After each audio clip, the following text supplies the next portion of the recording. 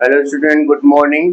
आज भाई हम लोग यहाँ पर स्टार्ट करने वाले हैं नया चैप्टर वृत्तों से संबंधित क्षेत्रफल। तो सबसे पहले हम लोग यहाँ पे फार्मूले को नोट कर लेते हैं। जो चैप्टर आपका स्टार्ट होने वाला है वो है वृत्तों से संबंधित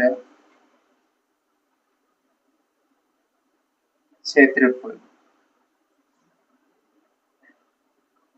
भाई हम लोग इस चैप्टर को स्टार्ट करने वाले हैं, तो सबसे पहले हम लोग यहाँ पर भाई जितने भी फार्मूले हैं उनको सबसे पहले ध्यान में रखेंगे। सबसे पहले भाई वृत्त की परिधि,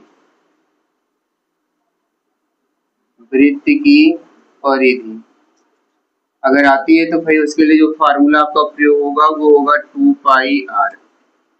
वृत्त की किसके लिए? परिधि के लिए। वृत्त का क्षेत्रफल, वृत्त का क्षेत्रफल क्या होगा भाई आपका? पाई आर स्क्वायर।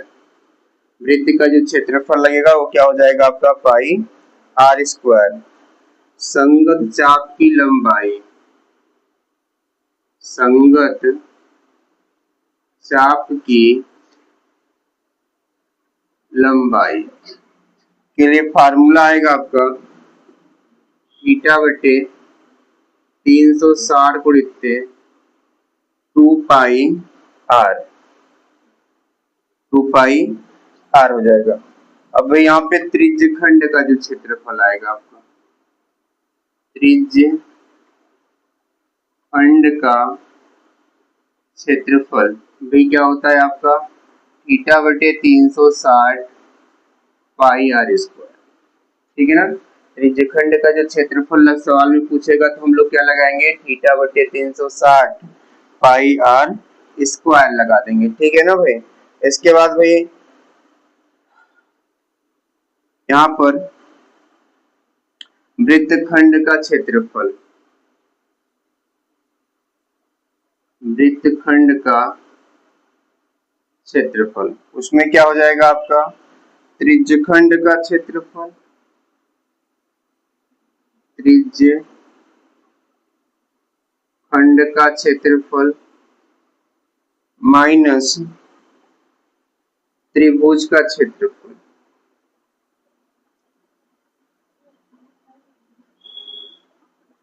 संगत यहाँ पर त्रिभुज का क्षेत्रफल वृत्तखंड की बात करेगा तब। ठीक है ना।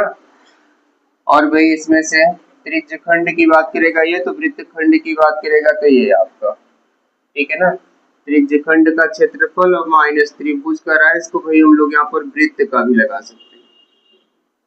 इसका क्योंकि त्रिभुज आएगा नहीं, इसमें वृत्त आएगा, तो हम लोग यहाँ पर भाई वृत्त का क्षेत्रफल।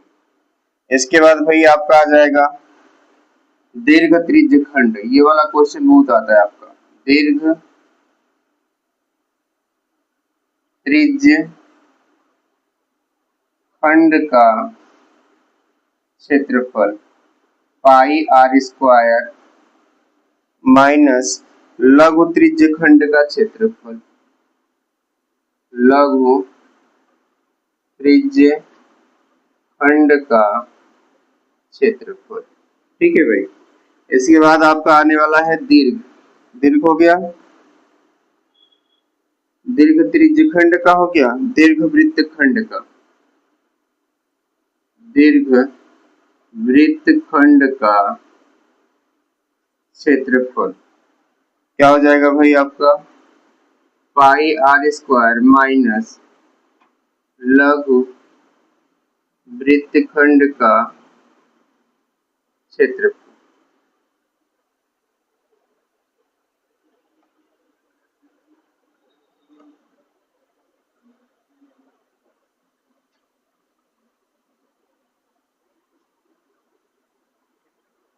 ये वाले को त्रिभुज का ही बनाइए, गड़बड़ हो जाएगा।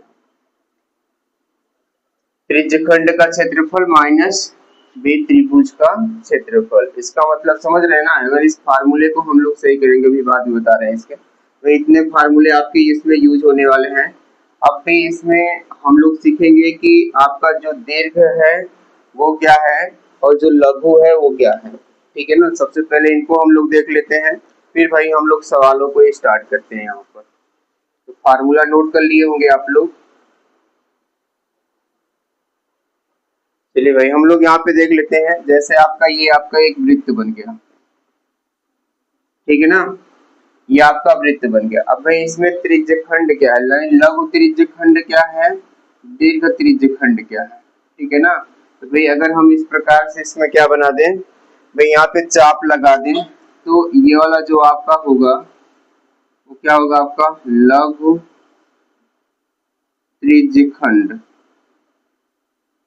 क्या है आपका, ये वाला लघु त्रिज्यखंड है, और ये वाला आपका क्या है यहाँ पर, दीर्घ त्रिज्यखंड है ना।